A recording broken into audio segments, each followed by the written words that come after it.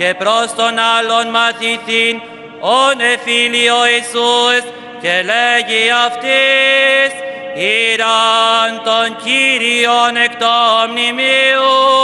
και ουκ είδομεν πως έτικαν αυτόν.